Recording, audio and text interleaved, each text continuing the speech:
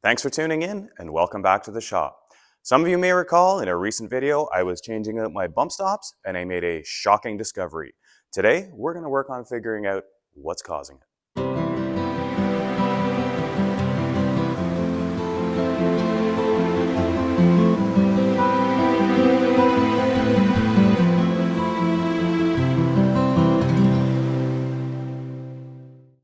Understandably, a lot of people find electrical troubleshooting quite challenging.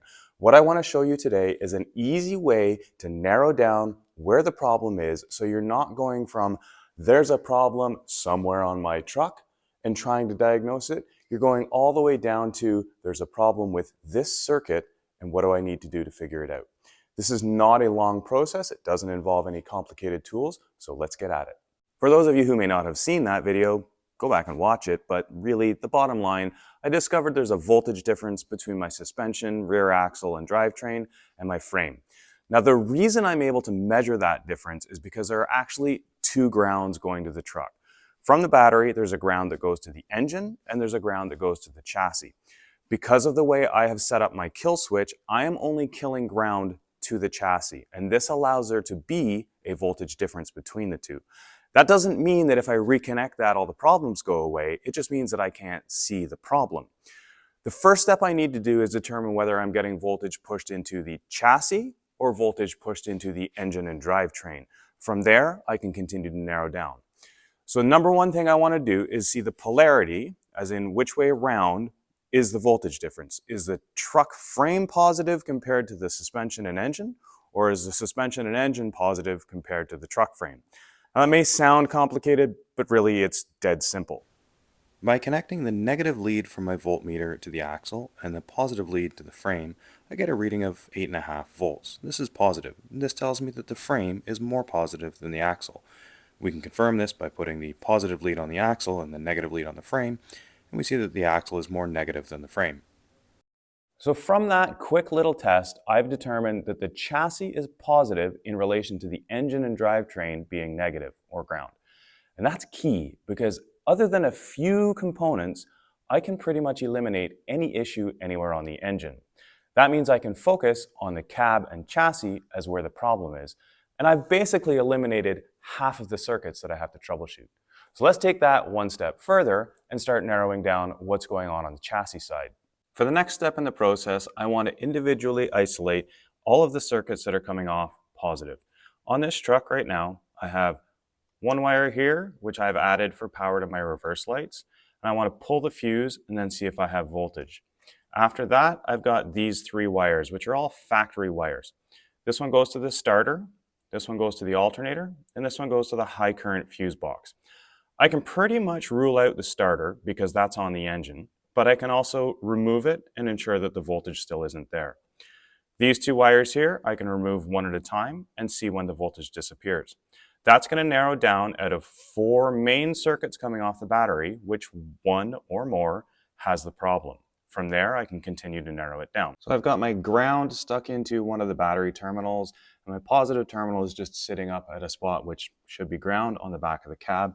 You can see we've got 8 and a bit volts. So I'm going to pull this fuse and see if anything changes. Okay, I've now eliminated that circuit.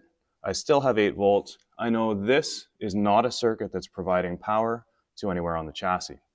My next step is going to be removing this battery post here and taking these 2 wires off. I'm fairly confident this isn't a problem on the starter because that should have showed up with the other polarity where the engine would have been positive over the chassis. So I'm going to remove this. Now, I'm going to be very careful, and if you're doing this, be very careful. As you know, normally you always disconnect the negative first. So if I touch anything ground underneath here with my wrench, I'm going to get sparks. But all I need to do is loosen that. I can do the rest by hand. Once this post is off, I can separate the wires and watch the voltmeter. So as you can see, we still have 8 point something volts. Amount doesn't really matter. I'm going to lift the first wire off and we're going to see if that changes. So just one of the 2 is now off and I still have 8 to 9 volts. Okay, So that means this wire here is not feeding anything into the chassis. Let's separate the second one. Okay, and that now drops to 0. So I've now confirmed this wire here is feeding power to the chassis. Okay, touch it on, we get 8 point something volts. Remove it, we get nothing. Just to confirm that the other wire isn't causing a problem, I'll do the same thing with it. That's now touching and nothing.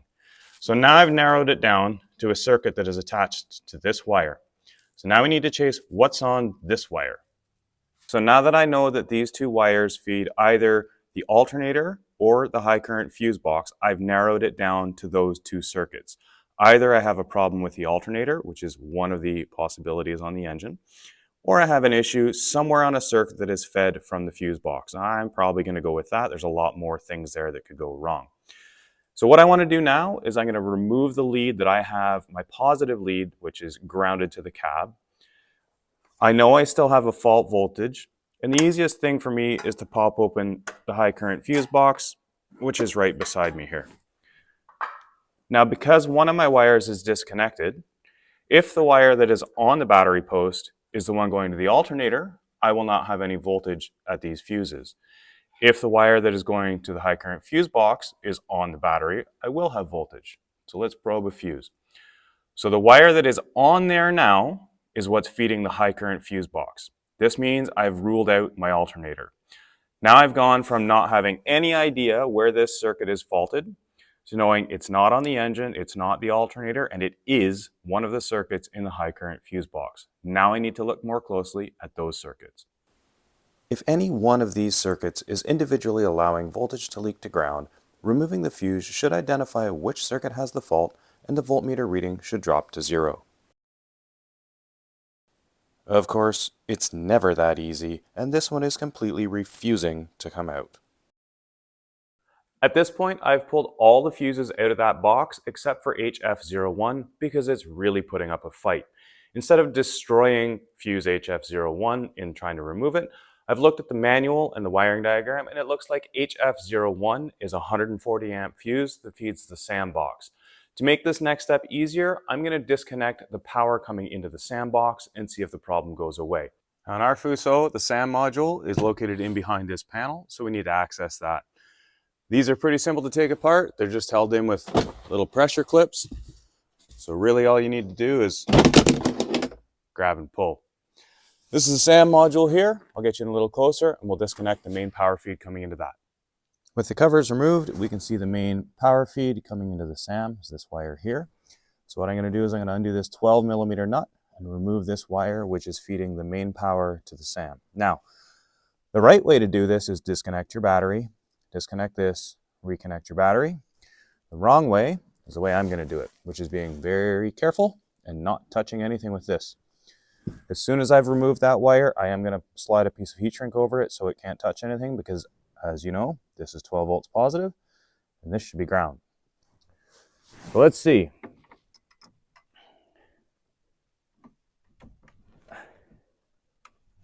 Oh, that's tight. There we go. So that's loosened off.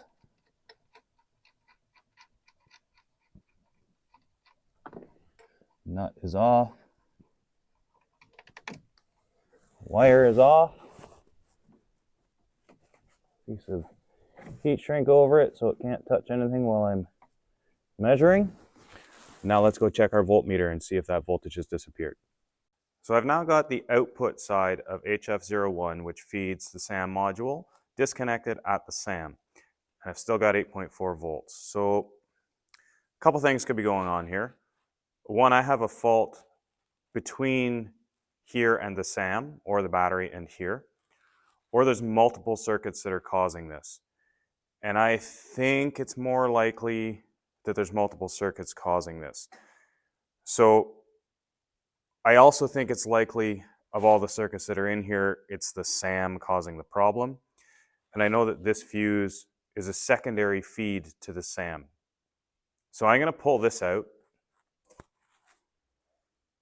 And there we go. Now we have absolutely zero power going to the SAM. No, that's not quite true. There's one more backup power. I don't know that it's connected. But you've seen there's a drastic drop there. We've gone from 8 point something volts, and that's being that that's still dropping, I would think that's something that's got a capacitor in it that's slowly dropping its charge down. So to me, this has now narrowed it down to something that the SAM module is controlling. So while I don't have it resolved at this point, within about 20 minutes of pretty basic troubleshooting, I've narrowed it down from the entire truck to something to do with the SAM module. While in this specific example, I've been troubleshooting a problem on my truck, you should be able to follow the same pattern of what I've been doing to troubleshoot any electrical problem. I started with the entire truck and I broke it into two. Is this a problem on the chassis or is it a problem within the engine? Once I knew that, I took the chassis side and I broke it down into the 4 circuits that come off the battery that go to the chassis. Of those, I narrowed it down to 1. From there, I broke it down to the individual circuits in the main fuse box, and from there, we've individually isolated the SAM. If you can apply this type of approach to your electrical problem, you should be able to narrow down very quickly the area where the problem is. This may not resolve your problem right away, but it's at least narrowed it down to where you can spend more time on the fine details of figuring out what's wrong. So clearly at this point, I need to look at the SAM and the circuits associated with it. But I'm going to leave that for another video, and I hope you've enjoyed this video, and I hope it helped you see how to break down an electrical problem into a smaller, manageable issue. Thanks for watching, and we'll see you next time.